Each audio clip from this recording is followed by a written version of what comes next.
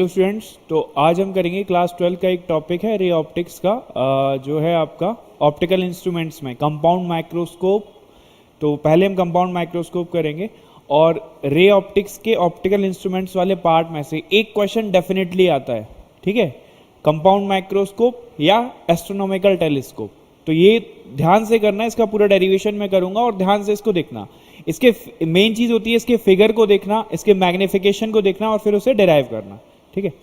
और एक और होता है इसमें टॉपिक आपका simple microscope, but simple microscope relatively कम पूछा जाता है, ठीक है, लेकिन फिर भी उसको भी आपको करना होगा।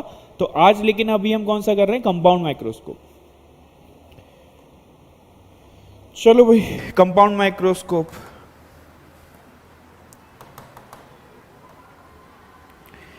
ये हमने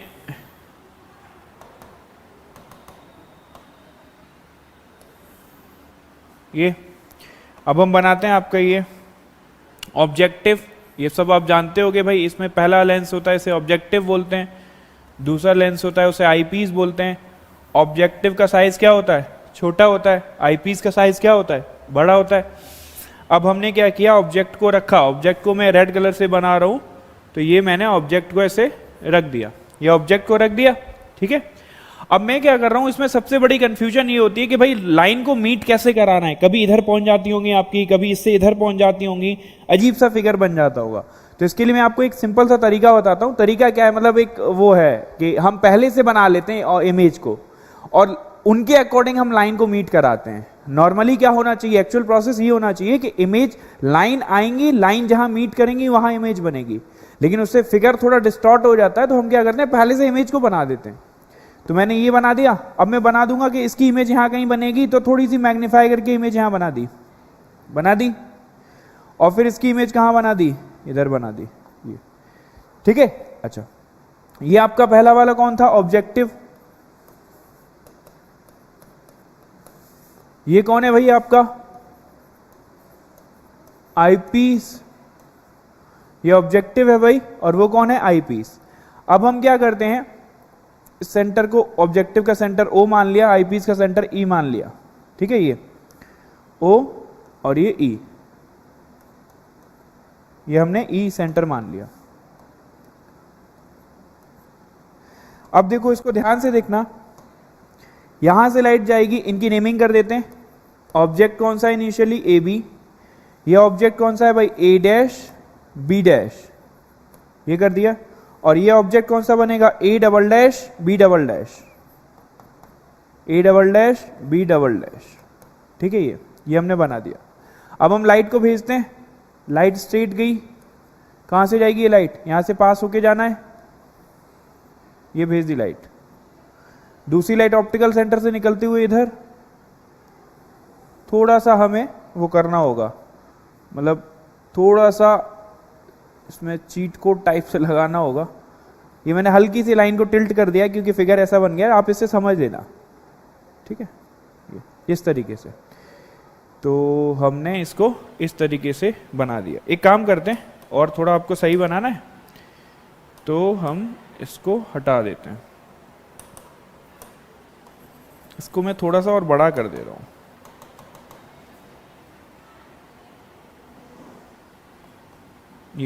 ये इमेज बन गई आपकी, ठीक है। देखो, अरे यार ये थोड़ा अजीब सा बनना है। एक काम करते हैं भाई, इसे छोटा कर दो।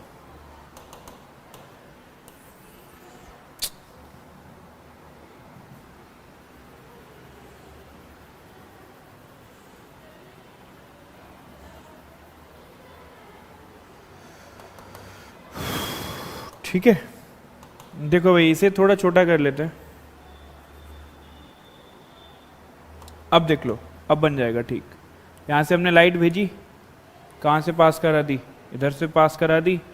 यहाँ से हमने लाइट भेजी, इधर से पास करा दी। ये बन गया हमारा AB ऑब्जेक्ट, AB ऑब्जेक्ट बन गया हमारा।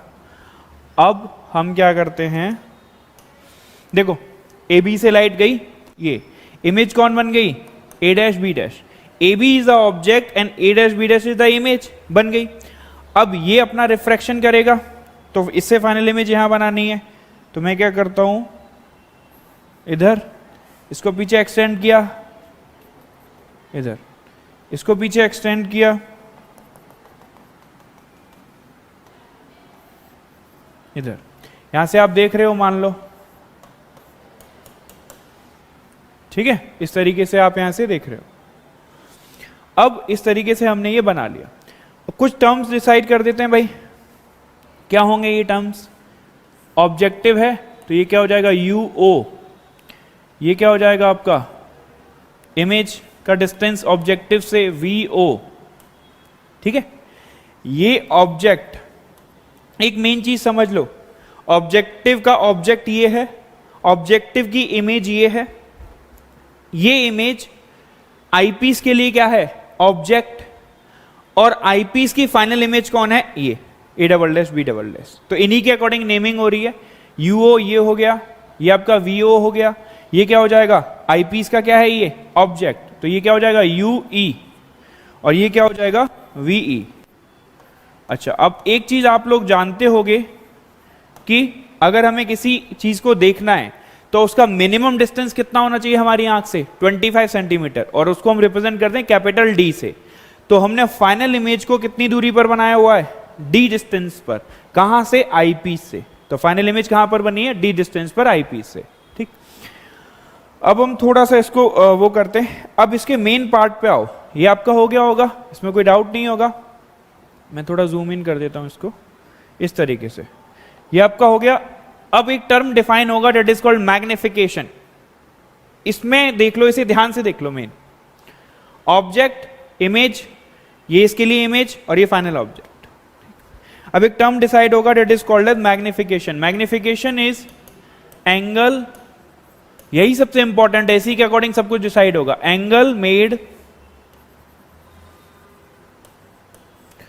Bye the final image. Final image कौन है, A double dash B double dash. Angle made by the final image at eyepiece when it is at D।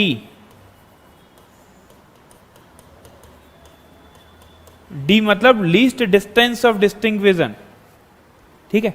मतलब फाइनल इमेज कितना angle बनाएगी आई piece पर, जब वो कहां होगी, डी डिस्टेंस पर होगी। ये upon angle made by the object. Object कौन सा वाला, इनिशियल ऑब्जेक्ट कौन सा वाला, A B, at I piece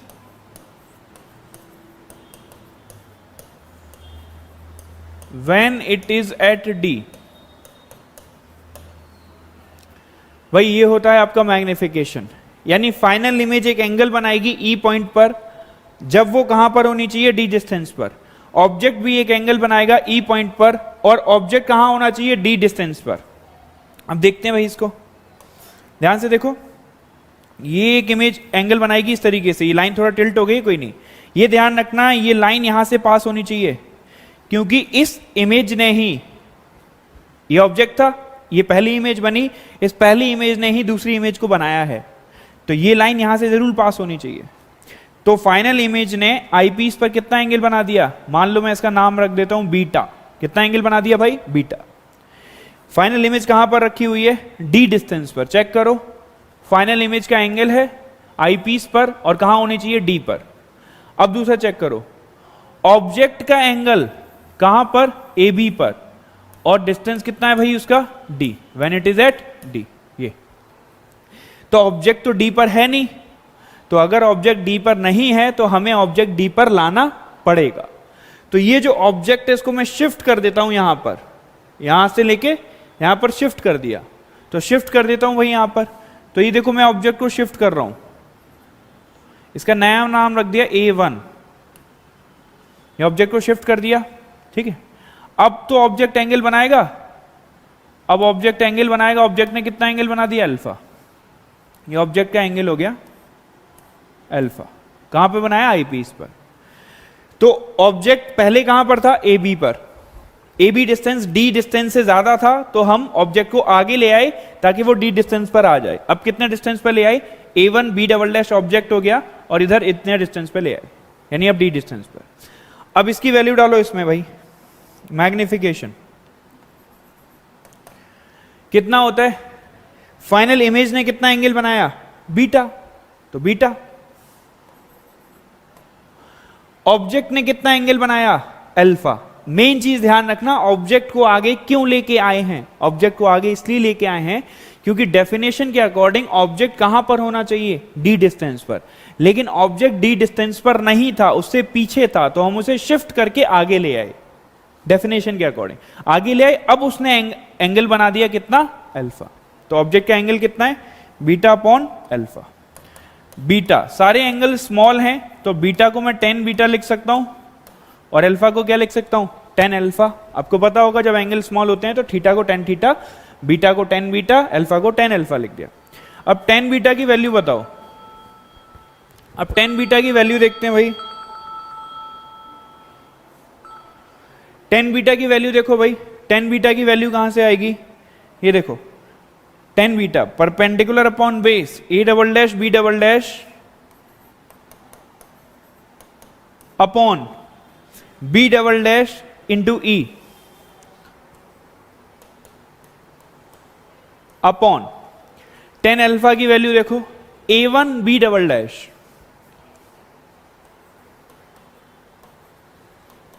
upon B double dash into ई।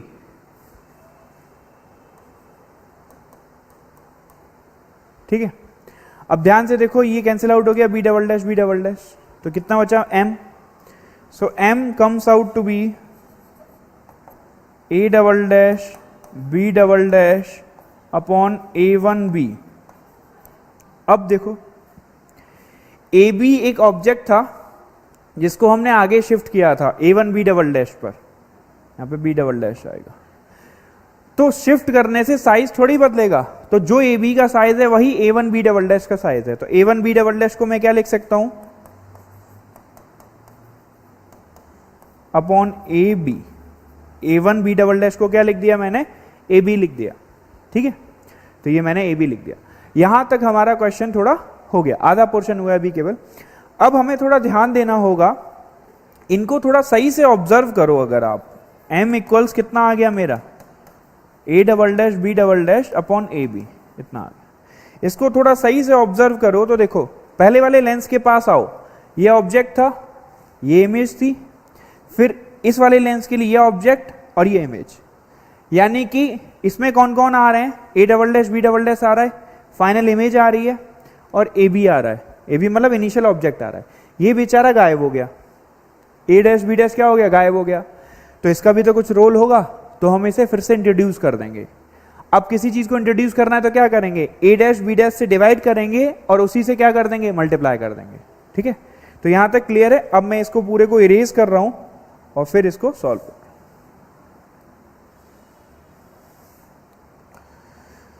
देखो भाई, m इक्वल्स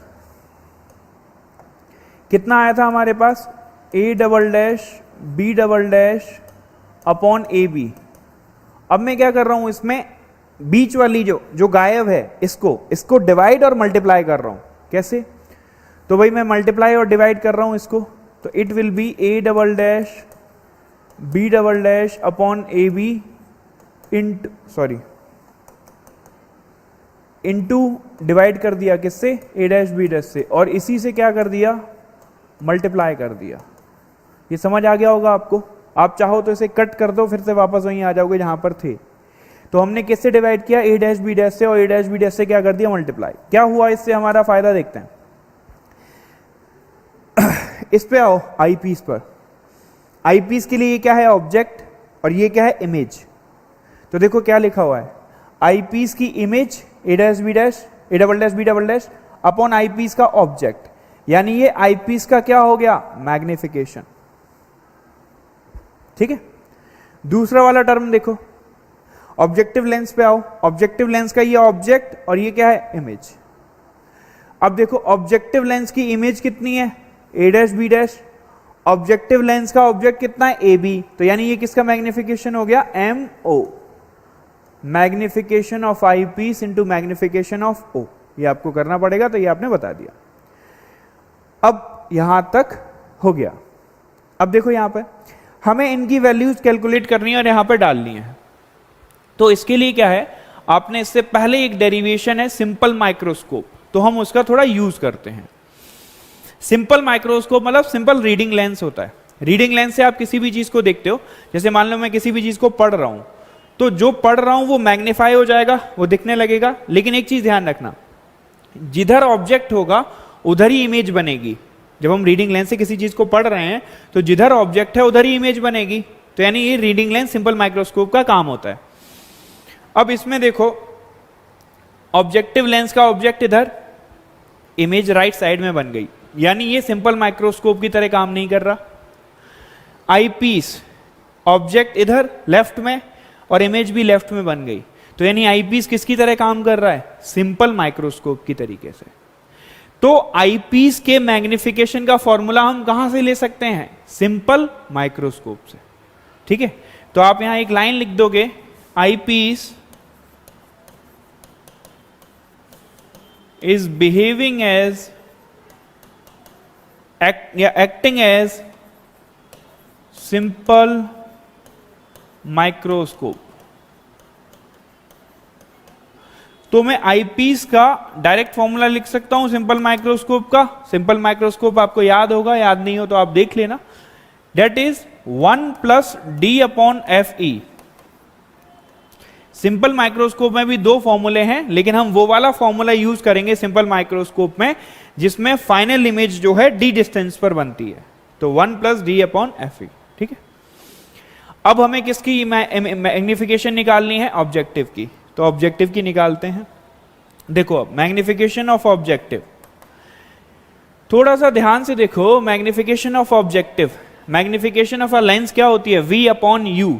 तो मैं इसको सिंपल लिख सकता हूं भाई, VO/UO, ये लिख सकता हूं।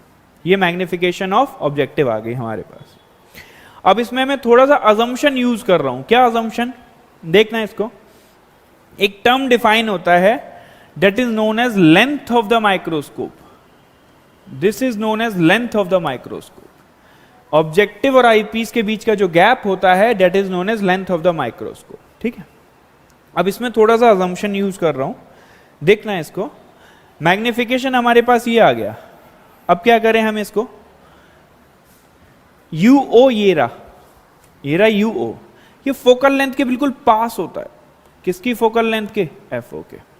तो FO ये हो जाएगा, यानी कि UO और FO लगभग बराबर है।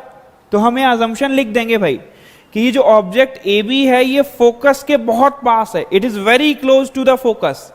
If object AB is very close to the focus, then UO will be similar to FO।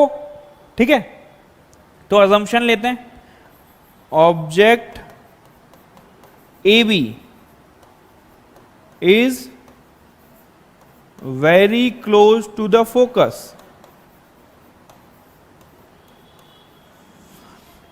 ठीक है, तो UO FO के बराबर, लेकिन फिर से UO नेगेटिव होगा और ये कौन सी होती है, ऑब्जेक्टिव की focal length. Secondary focal length count होती है तो पॉजिटिव होती है। कॉन्वेक्स लेंस में फोकल लेंथ कैसी होती है, पॉजिटिव। तो मैं क्या लिखूंगा, UO will be similar to -FO। Similar लिखा है, इक्वल नहीं लिखा। ठीक, एक अजम्पशन हो गया, यानी UO की वैल्यू निकाल ली मैंने। अब VO पे चलते हैं। ये रहा VO। ये जो इमेज है A', ये आईपीस के बहुत पास होती है। मैंने थोड़ा दूर बनाया है, दूर इसलिए बनाया ताकि आपको दिखे। बहुत पास बना देंगे तो फिगर दिखेगा ही नहीं क्लियरली। तो अगर इमेज A', आईपीस के बहुत पास होगी, तो ध्यान से देखो, इमेज को थोड़ा पीछे करके देखो और पास, तो VO की वैल्यू बड़ी होते होते किसके बराबर पहुंच जाएगी, L के बराबर।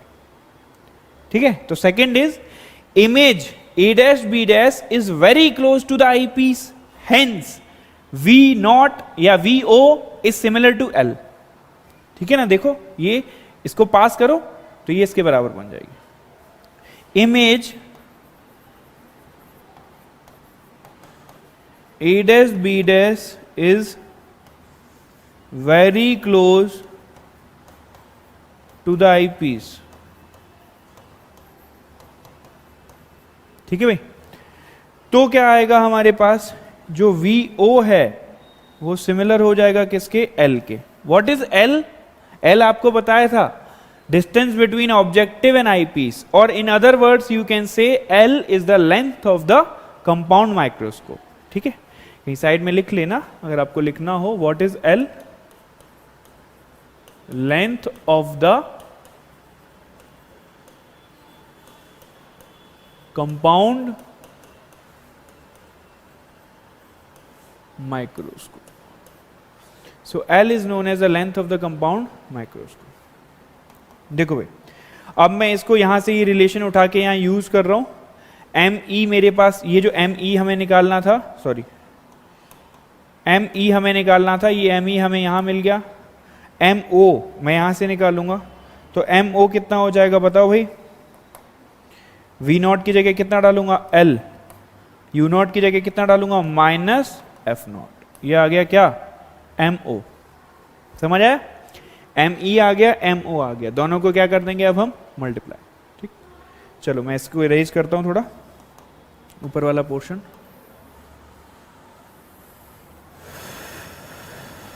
मैग्निफिकेशन, मैग्निफिकेशन क्या आया था, MO इंटू ME। MO कितना आया, अभी हमने निकाला, L अपॉन माइनस F0, और ME कितना आया था, अभी लिखा था यहां पर 1 plus D upon FE। So this is the final formula for magnification of a compound microscope. अब हम क्या करते हैं, इसको हमें मैग्निफिकेशन निकालना होता है, सिर्फ वैल्यू चाहिए होती है हमें, तो काफी बार हम इसको ऐसे भी लिख देते हैं, L अपॉन, या तो माइनस ले लो, F0, इस तरीके से।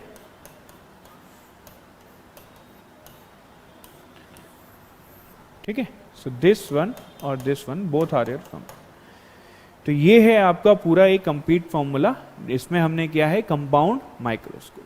ठीक है, चलो तो आज के लिए फिर इतना ही। नेक्स्ट में हम करेंगे आपका एस्ट्रोनॉमिकल टेलीस्कोप।